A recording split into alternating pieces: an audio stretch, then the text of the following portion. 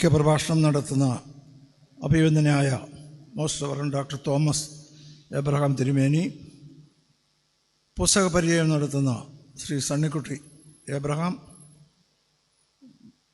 ബഹുമാനപ്പെട്ട എബ്രഹാം ജോർജ് അച്ഛൻ, ഈപ്പൻ എബ്രഹാം അച്ഛൻ, municipal chairperson advocate Shobha Varghese, പ്രാർത്ഥിച്ച ശ്രീ അജിത് ഈപ്പൻ, സ്വാഗതം പറഞ്ഞ ശ്രീ സുബിൻ നീറംപ്ലാക്കൽ, ശ്രീ പോൾ ശ്രീകുമാർ, ഇന്ന് അവാർഡിന് അർഹനായ ബഹുമാനപ്പെട്ട ശ്രീ അപ്പു ജോസഫ്, മറ്റേ സ്റ്റേജിൽ ഉപവിഷ്ടരായ ബഹുമാന്യ നേതാക്കന്മാർ, പേര് പറയേണ്ട ഒരുപാട് പേര് സദസ്സിലൊക്കെ ഉണ്ട്. ഞാനതിൽ തുടങ്ങിയാൽ തെറ്റും, ഒടുവിൽ അതുകൊണ്ട് സമയം പോകുന്നതുകൊണ്ട് ഞാൻ പറയുന്നില്ല. എല്ലാവരുടെയും പേര് സ്വാഗത പ്രസംഗം പറഞ്ഞിട്ടുണ്ട് എല്ലാം. അതുകൊണ്ട് ആ പറഞ്ഞ പേരുകളെല്ലാം ഞാനും പറഞ്ഞതായിട്ട് പരിഗണിക്കണമെന്ന് അഭ്യർത്ഥിക്കുകയാണ്. സ്വാഗത പ്രസംഗം ഒന്നുകൂടെ പറഞ്ഞു. വരാതിരുന്നവർക്ക്, പേര് പറയാതിരുന്നവർക്ക് വേണ്ടി അദ്ദേഹം സ്വാഗതം പറഞ്ഞു. അപ്പം ഞാൻ അവരെ കൂടെ ചേർക്കാം, പേര് പറയാതിരുന്നവരെ കൂടെ. ഷാജിയുടെ പേര് ആദ്യം പറയേണ്ട പേര് ഞാൻ വിട്ടു, അല്ലേ? അപ്പോൾ ആദ്യം പറയേണ്ട പേര് ഷാജിയുടെ ആയിരുന്നു, അത് വിട്ടു. എന്നാലും നോട്ട് ദ ലീസ്റ്റ്, എന്താ last but not the least എന്ന് പറയുന്നത്, but the first, last but the first. അപ്പോൾ അങ്ങനെയുള്ള ഷാജി എബ്രഹാം സുഹൃത്തുക്കളെ, എൻ്റെ ജോലി അധ്യക്ഷ പ്രസംഗം എന്നുള്ളതാണ്. എനിക്ക് തീരെ ഇഷ്ടമില്ലാത്തൊരു ജോലിയാണ് അധ്യക്ഷ പ്രസംഗം. എന്താ കാര്യമെന്ന് ചോദിച്ചാൽ, ഞാൻ ഈ ഒരു സ്റ്റേജിൽ ചെന്നിരുന്നാണ് എൻ്റെ പ്രസംഗ വിഷയം തീരുമാനിക്കുന്നത്. അധ്യക്ഷനായാൽ ആദ്യമേ പ്രസംഗിക്കണം, എന്തുവാ പ്രസംഗിക്കേണ്ടതെന്നുള്ള ചിന്ത. ഒരുപാട് വിഷയം മനസ്സിൽ വരും, ഏതാ തിരഞ്ഞെടുക്കേണ്ടതെന്ന് പ്രശ്നം വരും. അപ്പോൾ അതുകൊണ്ട് ഞാൻ അങ്ങനൊരു കൺഫ്യൂഷനില്ല. അപ്പോൾ ഞാൻ അതുകൊണ്ട് മറ്റു വിഷയങ്ങളിലേക്കൊന്നും കടക്കുന്നില്ല. ഷാജി എബ്രഹാം അദ്ദേഹത്തിൻ്റെ പുസ്തകം, അതാണ് എനിക്ക് അധ്യക്ഷ പ്രസംഗത്തിൽ. എനിക്കൊരു പുസ്തകം ഷാജി അയച്ചു തന്നു, എൻ്റെ സുഹൃത്താണ്. അപ്പോൾ ഞാനതൊന്ന് വായിക്കാൻ നോക്കി. എബ്രഹാമിൻ്റെ സുവിശേഷം. അപ്പം ഞാൻ വിചാരിച്ചു എന്തോ കുഴപ്പമാണ് എന്ന് വിചാരിച്ചു. എബ്രഹാമിൻ്റെ ഈ 4 സുവിശേഷം ഞാൻ വായിച്ചിട്ട്, നിങ്ങൾ സുവിശേഷം കയറി എഴുതാനുള്ള വിവരമോ വിവരക്കേടോ എന്തോ ആണ്. ഞാൻ ഒന്ന് പരുങ്ങലായി. അപ്പം ഞാൻ വിചാരിച്ചു എന്തായാലും ഇതൊന്ന് വായിച്ചു നോക്കണം. ആദ്യമേ ഷാജി എബ്രഹാമിൻ്റെ തന്നെ അതിനകത്തൊരു തുടക്കത്തിൽ ഒരു നന്ദി ഔദാരികമുണ്ട്, അത് വായിക്കാമെന്ന് വിചാരിച്ചു. അത് വായിച്ചപ്പോൾ പിന്നെയും എനിക്ക് അദ്ദേഹം പറഞ്ഞു വെച്ചിരിക്കുന്നു, സുവിശേഷത്തെ ഒരു കഥാകൃത്തിൻ്റെ ഭാവനയിൽ എഴുതാമെന്ന് എനിക്ക് ആത്മാവ് തോന്നിച്ച് അതുകൊണ്ട് എഴുതുകയെന്ന്. അപ്പം ഞാൻ വിചാരിച്ചു കുളമായി, സുവിശേഷത്തെ ഭാവനയിൽ, കഥാകൃത്തിൻ്റെ ഭാവനയിൽ കയറ്റിയാൽ എങ്ങനെ ഇരിക്കും, കുളമായി എന്ന് ഞാൻ വിചാരിച്ചു. പക്ഷേ അത് കഴിഞ്ഞ് ഞാൻ ആദ്യം ചില അധ്യായങ്ങൾ വായിച്ചു, എന്നെ അത്ഭുതപ്പെടുത്തി. ഒരു 10 അധ്യായത്തോളം വായിച്ചപ്പോൾ ഷാജി എന്നെ വിളിച്ചു. കാര്യം എനിക്ക് സമയമില്ല വായിക്കാൻ. ഞാൻ സാറേ സമയമില്ലെങ്കിൽ ഒടുവിലത്തേത് 10 വായിക്കണം, അതെന്തായാലും വായിച്ചിട്ടേ വരാമെന്ന് പറഞ്ഞു. ആ ഉപദേശം എനിക്ക് വളരെ ഗുണം ചെയ്തു. ഞാൻ അതുകൊണ്ട് ഒടുവിലത്തെ 10 അധ്യായത്തിലേക്ക് ഉടനെ പോയി. ഞാൻ പറയട്ടെ, ഈ പുസ്തകം ഒരു വിസ്മയം, ഷാജി ഒരു വിസ്മയം. ഷാജി ഒരു വിസ്മയം, ഈ പുസ്തകം ഒരു വിസ്മയം. അതുപോലാണ് ഒരു കഥാകൃത്തിൻ്റെ ഭാവനയിൽ എഴുതാം എന്ന് അദ്ദേഹത്തിൻ്റെ ആമുഖത്തിൽ പറഞ്ഞ അദ്ദേഹം ഭാവന ഉപയോഗിച്ചിട്ടുണ്ട്. പക്ഷേ സുവിശേഷത്തിൻ്റെ വിശ്വാസ സത്യങ്ങളുടെ ലക്ഷ്മണരേഖ 1 മില്ലിമീറ്റർ പോലും കടന്നില്ല പുറത്ത്. അതെങ്ങനെ സാധിക്കും? ഈ വലിയ തിയോളജിയന്മാരും വലിയ വലിയ പണ്ഡിതന്മാരും ഒക്കെ പ്രസംഗിക്കുന്നിടെ തന്നെ ഈ സുവിശേഷത്തിൻ്റെ ലക്ഷ്മണരേഖ വിട്ടുപോകും. ഷാജി അതിമനോഹരമായ തൻ്റെ ഭാവനയിൽ ചേർത്ത് സുവിശേഷത്തെക്കുറിച്ച് പറഞ്ഞപ്പോൾ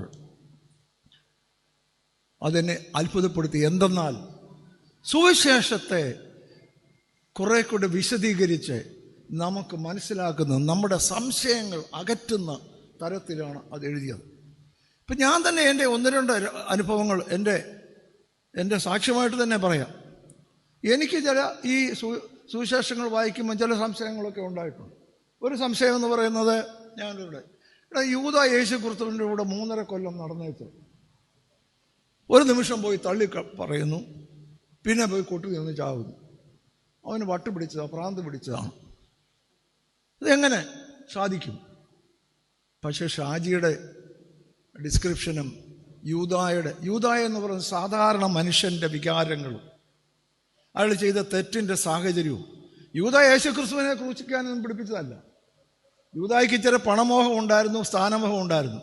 യൂദാ വിചാരിച്ച് യേശു ക്രിസ്തുവിനെ പിടിപ്പിക്കാമെങ്കിൽ യേശു ക്രിസ്തു തൻ്റെ രാജ്യത്വം രാജാവാകും, ആ കൂട്ടത്തിൽ ഇദ്ദേഹത്തിന് ട്രഷററാകാം, ധനകാര്യമന്ത്രിയാകാം, അതുകൊണ്ട് കുഴപ്പമൊന്നും ഉണ്ടാകില്ല എന്ന് അദ്ദേഹത്തിൻ്റെ ഒരു മോഹം, അത്യാഗ്രഹം, സ്ഥാനമോഹം, ഇത് രണ്ടും കൊണ്ടാണ് യേശു ക്രിസ്തുവിനെ കാണിച്ചു കൊടുത്തത്. അത് കഴിഞ്ഞ് യേശു ക്രിസ്തുവിനെ അവർ വധിക്കുന്നു എന്ന് കഴിഞ്ഞപ്പോൾ അതീവ ദുഃഖിതനായ യൂദാ. ഒരു സാധാരണ മനുഷ്യൻ്റെ ചിന്താഗതി എങ്ങനെ പോകും? വാസ്തവത്തിൽ യൂദായുടെ ആ ഷാജി അബ്രഹാം കൊടുത്ത ഡിസ്ക്രിപ്ഷൻ വായിച്ചപ്പോൾ അതിന് സാധാരണത്വം ഉണ്ടായി. സത്യമായി ഞാൻ പറയുന്നു, കൂടുതൽ വിശ്വസനീയത ഉണ്ടായി, സാധാരണത്വമുണ്ട്. യെസ്, ഇതൊരു സാധാരണ മനുഷ്യന് സംഭവിക്കുന്നതാണ് എന്ന് പറയും. അപ്പോഴേ നമ്മൾ ബൈബിളിൽ ഇത് ബൈബിളിൽ ഇപ്പോൾ ചുരുക്കി പറഞ്ഞാൽ as A matter of fact ആയിട്ടാണ്. ബൈബിളിൽ യാതൊരു യേശുക്രിസ്തു പറഞ്ഞ ഉപമകൾ വെച്ച് ബാക്കിയെല്ലാം മാറ്റർ ഓഫ് ഫാക്റ്റാണ്. ബൈബിളിൽ ഏറ്റവും ചുരുങ്ങിയ വാചകത്തിലാണ്, വസ്തുതകൾ മാത്രം പറഞ്ഞിരിക്കുന്നതാണ് സുവിശേഷങ്ങളെല്ലാം. പഴയ നിയമമല്ല ഞാൻ പറയുന്നത്, സുവിശേഷങ്ങൾ അങ്ങനെയാണ്. പക്ഷേ ആ സുവിശേഷത്തിന് അതിനകത്ത് വാക്കുകൾക്ക് സ്വാഭാവികത, വിശ്വാസത, സ്വാഭാവികതയും അതിനൊരു അതുപോലെ തന്നെ വാസ്തവികതയും കൂടുതൽ കൂട്ടുവാൻ ഈ വിശദീകരണം സഹായിക്കുന്നു. പത്രോസ് തള്ളി പറഞ്ഞു, അത് വായിക്കണം. യേശുക്രിസ്തുവിനെ പത്രോസ് തള്ളിപ്പറഞ്ഞു പറയുമ്പോൾ നമുക്ക് തോന്നും പത്രോസ് എന്തോ മനുഷ്യനായി 3.5 കൊല്ലം നമ്മൾ തള്ളിപ്പറഞ്ഞു. പക്ഷേ ഈ പുസ്തകം വായിക്കുമ്പോൾ മനസ്സിലാകും പത്രോസിനുണ്ടാകുന്ന പ്രശ്നങ്ങൾ, പത്രോസിനെ അവിടെ മറ്റുള്ള അവിടുത്തുകാർ വന്ന് സംസാരിക്കുന്നത്, അപ്പോൾ പത്രോസിനുണ്ടാകുന്ന മാനസികമായ ഭയം, തന്നെയും പിടിച്ച് ക്രൂശിക്കുമോ എന്നുള്ള ആ വല്ലാത്ത ഭീതി. അത്തരം ഒരു സാഹചര്യത്തിൽ, അങ്ങനത്തെ ഒരു സാഹചര്യത്തിൽ വന്നാൽ പത്രോസ് 3 പ്രാവശ്യമുള്ളൂ. നമ്മളൊക്കെ ആയിരുന്നു 30 പ്രാവശ്യം തള്ളി പറഞ്ഞു. ഞാനായിരുന്നേ 100 പ്രാവശ്യം തള്ളിക്കഴിഞ്ഞാണ്. പത്രോസ് അത്ര ചെയ്തുള്ളൂ. അപ്പോൾ പത്രോസ് തള്ളിപ്പറഞ്ഞതിൻ്റെ ആ പശ്ചാത്തലം, അത് ഷാജി അബ്രഹാമിൻ്റെ ഭാവനയിൽ കൂടി പറഞ്ഞപ്പോൾ അത് കുറെ കൂടി, ഞാൻ സത്യസന്ധമായി പറയുന്നു, സ്വാഭാവികമായി തോന്നും. വിശ്വാസ്യത കൂടി, അത് വളരെ വളരെ റിയലിസ്റ്റിക്കായി അത് അങ്ങനെ നടന്നു എന്ന് നമുക്കൊരു സംശയം വരാതെ. അപ്പോൾ ചുരുക്കി പറഞ്ഞാൽ ഞാൻ എത്ര ഉദാഹരണങ്ങൾ ഇതിനകത്ത് പറയാനുണ്ട്. ഞാൻ വായിച്ചെടുത്ത് പറഞ്ഞു, ഞാൻ സമയമില്ലാത്തതുകൊണ്ട് 10 മിനിറ്റേ എനിക്കുള്ളൂ. അവിടെ ഞാൻ കൂടുതലായിട്ട് കടക്കുന്നില്ല. വാസ്തവത്തിൽ ഇത് ഈ 5-ാം സുവിശേഷം എന്ന് പേര് കേട്ടപ്പോൾ വായിച്ചപ്പം ഞാൻ ഒന്ന് അമ്പരന്നതാണ്. എൻ്റെ അമ്പരപ്പെല്ലാം മാറി. സുവിശേഷത്തെ അതിൻ്റെ അർത്ഥത്തിന് യാതൊരു വ്യതിചലനവും വരാതെ കൃത്യമായി വ്യാഖ്യാനിച്ച് വായനക്കാർക്ക് വായന സുഖം നൽകി. അത് വായിക്കാൻ വായന സുഖമെന്നൊന്നുണ്ട്, അത് വായിക്കാൻ, അതുപോലെ മനസ്സിലാക്കി സന്ദർഭോചിതമായ വിവരണങ്ങൾ നൽകിയിട്ട് സ്വാഭാവികമായി അതിനെ അവതരിപ്പിച്ചു. അപ്പോൾ ഷാജി അബ്രഹാമിൻ്റെ 5-ാം സുവിശേഷത്തിന് സ്വാഭാവികത വന്നു, വിശ്വാസത വന്നു. ഇതെല്ലാം അത് നമുക്ക് അത് വായിക്കുമ്പോൾ നമ്മുടെ വിശ്വാസം കുറെ കൂടെ രൂഢമൂലം ആകും. ആരുടെയും വിശ്വാസം കുറയില്ല, കൂടുകയാണ് ചെയ്യുന്നത് ഈ സംഭവങ്ങളെ. അങ്ങനെ ആണ് ഇത് എഴുതിയിരിക്കുന്നത്. അദ്ദേഹത്തിൻ്റെ പുസ്തകത്തിൻ്റെ ഒടുവിൽ, അദ്ദേഹത്തിൻ്റെ നന്ദി വാചകത്തിൽ അത് ഒടുവിൽ എഴുതി, ഇതെൻ്റെ യാഗമാണ്, ഇതെൻ്റെ സാക്ഷ്യമാണ്, ഇതെൻ്റെ സമർപ്പണമാണ്, ഇതെൻ്റെ സുവിശേഷമാണ്. അപ്പോൾ എനിക്കൊന്ന് പറയാനുള്ളത്, ഇത് ഷാജിയുടെ ആത്മാവിൽ നിന്ന് വന്ന പുസ്തകമാണ്. ഷാജിയുടെ ആത്മാവിൽ നിന്നാണ് ഇത് വന്നിരിക്കുന്നത്. ആ ആത്മാവ് എന്ന് പറയുന്നത് പരിശുദ്ധാത്മാവ് തന്നെ. ഷാജി അത് പറഞ്ഞിട്ടുണ്ട്, ആത്മാവ് തോന്നിച്ചതാണ്, പരിശുദ്ധാത്മാവ് തോന്നിച്ചതാണ്. അല്ലെ ഇങ്ങനെ ഒരു പുസ്തകം, സുവിശേഷത്തിൻ്റെ ആ അർത്ഥത്തിൻ്റെ വ്യാപ്തിക്ക് ഒരു മാറ്റവും വരാതെ അതിനെയെല്ലാം ദൃഢീകരിച്ചുകൊണ്ട്, വിശദീകരിച്ചുകൊണ്ട്, മനസ്സിലാക്കുന്ന തരത്തിൽ വ്യാഖ്യാനിച്ചുകൊണ്ട് ഇത്തരം ഒരു പുസ്തകം എഴുതുക എന്ന് പറയുന്നത് അസാധ്യമായ. ഷാജി എബ്രഹാമിനെ ഞാൻ വണങ്ങുന്നു. ഇങ്ങനെ എഴുതാൻ ആർക്കും കഴിഞ്ഞില്ല. 5-ാമത്തെ സുവിശേഷത്തിന് അർഹിച്ചത്. അപ്പോൾ എങ്ങനെ ഇതിനെ വയ്ക്കും? ഈ വേഴ്സ്വർത്ത് പറഞ്ഞിട്ടുണ്ട് പോയട്രിയെക്കുറിച്ച്. Poetry is a spontaneous overflow of powerful feelings. ഇതാണ് വേഴ്സ്വർത്ത് പറഞ്ഞിരിക്കുന്നത്. ഞാൻ ഷാജിയുടെ പുസ്തകത്തെക്കുറിച്ച് പറയുന്നത് spontaneous overflow of holy spirits words. This book is spontaneous overflow of Holy Spirit's words. പരിശുദ്ധാത്മാവിൻ്റെ വചനങ്ങളുടെ ഒരു കുത്തൊഴുക്കാണ് ഈ പുസ്തകം എന്ന കാര്യത്തിൽ എനിക്ക് പരിശുദ്ധാത്മ പ്രേരണയാൽ എഴുതിച്ച. ഇങ്ങനെ വിശദമായി ഇപ്പോൾ എഴുതുമ്പോഴാണ് പല മർമ്മങ്ങളും നമുക്ക് മനസ്സിലാകുന്നത്. മറ്റൊരിടത്ത് അദ്ദേഹം പറഞ്ഞിട്ടുണ്ട്, അതെനിക്ക് വളരെ ആവശ്യം. അനേകർ പ്രാർത്ഥിക്കും ദൈവത്തിൻ്റെ മൗനത്തെക്കുറിച്ച് അദ്ദേഹം പറഞ്ഞിട്ടുണ്ട്. ഒരു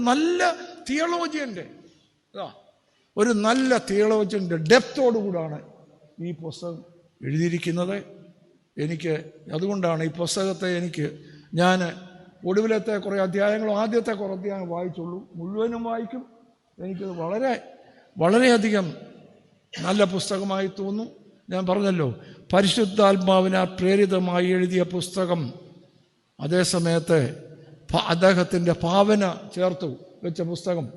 ഇത്ര അതിമനോഹരമായ പുസ്തകം എന്ന് പറയാതിരിക്കാൻ തലവിലത്തെ നമ്മുടെ കുർലോസ് സിനിമേനി വരുന്നു. അദ്ദേഹം ഇതിനകത്തൊരു ആമുഖം എഴുതിയിട്ടുണ്ട്. അത് ഞാൻ വായിച്ചു. അപ്പോൾ ഞാൻ